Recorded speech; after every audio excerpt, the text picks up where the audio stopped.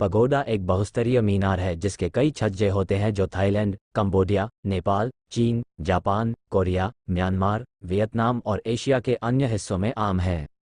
अधिकांश पगोडा धार्मिक कार्य के लिए बनाए गए थे, अधिकतर बौद्ध, लेकिन कभी कभी ताओवादी, और अक्सर विहारों में या उनके पास स्थित होते थे। पगोडा की उत्पत्ति स्तूप से हुई है, जबकि इसका डिज़ाइन प्राचीन भारत में विकसित किया गया था। चीनी पगोडा चीनी वास्तुकला का एक पारंपरिक हिस्सा है। धार्मिक उपयोग के अलावा प्राचीन काल से चीनी पगोडा की उनके द्वारा पेश किए जाने वाले शानदार दृश्यों के लिए प्रशंसा की जाती रही है, और कई शास्त्रीय कविताएं पगोडा पर चढ़ने के आनंद की पुष्टि करती हैं। सबसे पुराने और सबसे ऊंचे पगोडा लकड़ी से बने थे, लेकिन जो बच गए उनमें से ज्यादातर ईंट या पत्थर से बने थे। कुछ पगोडा ठोस होते हैं और उनमें कोई अंदरूनी हिस्सा नहीं होता। खोखले पगोडा में कोई ऊंची मंजिल या कमरे नहीं होते, लेकिन अंदरूनी हिस्से में अक्सर एक वेदी या एक छोटा पगोडा होता है। साथ ही आगंतुकों के लिए सीढ़ियों की एक श्रृंखला होती है, जिस पर चढ़कर वे प्रत्येक स्तर के एक तरफ खुलने वाले दृश्य को देख सकते हैं। ज्यादातर में 3 से 13 और क्लासिक क्रमिक स्तरित छज्जे होते हैं। कुछ देशों में ये शब्द अन्य धार्मिक संरचनाओं को संदर्भित कर सकता है। वियतनाम और कंबोडिया में फ्रेंच अनुवाद के कारण अंग्रेजी शब्द पैगोडा एक अधिक सामान्य शब्द है जो पूजा स्थल को संदर्भित करता है। हालांकि बौद्ध विहार का वर्णन करने के लिए पैगोडा एक सटीक शब्द नहीं है।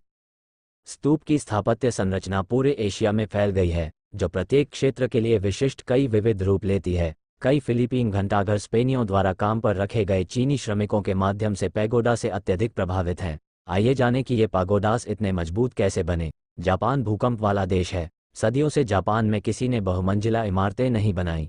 1968 तक जापानी इंजीनियरों में इतना आत्मविश्वास नहीं था कि वे टोक्यो में 36 मंजिला भूकंपरोधी इमारत खड़ी कर सकें।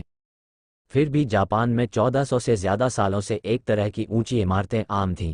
जापान में 500 पगोडा फैले हुए हैं जो 180 फीट की ऊंचाई तक सीधे खड़े हैं।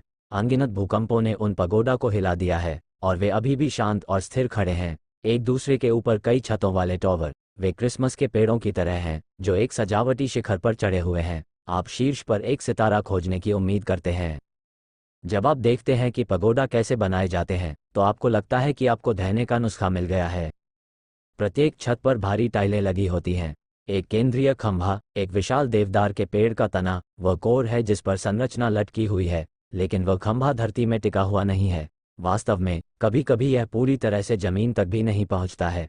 एक पगोडा का वजन पूरी तरह से सहायक खंभों पर होता है जो एक छोटे से खुले बरामदे का निर्माण करते हैं जिस पर पगोडा खड़ा होता है। ऐसा लगता है कि इसका कोई मतलब नहीं है, फिर भी पगोडा सदियों से खड़े हैं। द इकोनॉमिस्ट पत्रिका क्योटो इंस्टीट्यूट ऑफ टेक्नोलॉजी के शुजो इशिदा के पास जाती है। इशिदा को प्रोफेसर पैगोडा कहा जाता है क्योंकि वो उन रहस्यमयी संरचनाओं के बारे में किसी भी जीवित व्यक्ति से ज़्यादा जानते हैं। वो उनके अनोखे नमी सोखने वाले गुणों के बारे में बताते हैं। जब भूकंप पैगोडा को हिलाता है तो वे विशाल छतें बगल की ओर खिसकने की कोशिश करती हैं, लेकिन खंभा किसी भी छत को बहुत दूर तक हिलने नहीं देता। ये बगल की ओर झुकता है, जिससे पड़ोसी छतें विपरीत दिशा में झुक जाती हैं। भूकंप के दौरान पैगोडा एक तरह का शिमी या सांप नृत्य करता है, जिसमें प्रत्येक छत अपने पड़ोसियों की गति को रोकती है।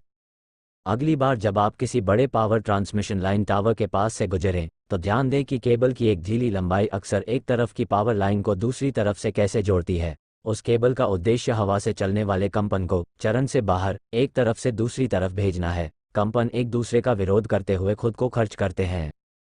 ऐसा ही पगोडा के साथ भी है। बौद्ध दर्शन हमें बताता है कि हमें अपने दुश्मनों को उनके वजन के नीचे गिरने देना चाहिए। ये बौद्ध पगोडा भूकंप की तबाही को देवदार के खंभे की लंबाई के साथ खुद से लड़ने देते हैं, जिसे शिनबाशिरा कहा जाता है। यह अच्छी इंजीनियरिंग है जिसे सदियों से परीक्षण और त्रुटि के द्वारा तैयार किया गया है और अंत में आधुनिक गतिशील विश्लेषण द्वारा सत्यापित किया गया है। यह विचार कि शिनबाशिरा एक धार्मिक वस्तु के साथ साथ भूकंप और तूफान की विनाशकारी शक्तियों को कम करने के लिए एक गतिशील संतुलन उपकरण भी हो सकता है, आकर्षक रूप से आश्वस्त करने वाला है। पूरी वीडियो देखने के लिए धन्यवाद।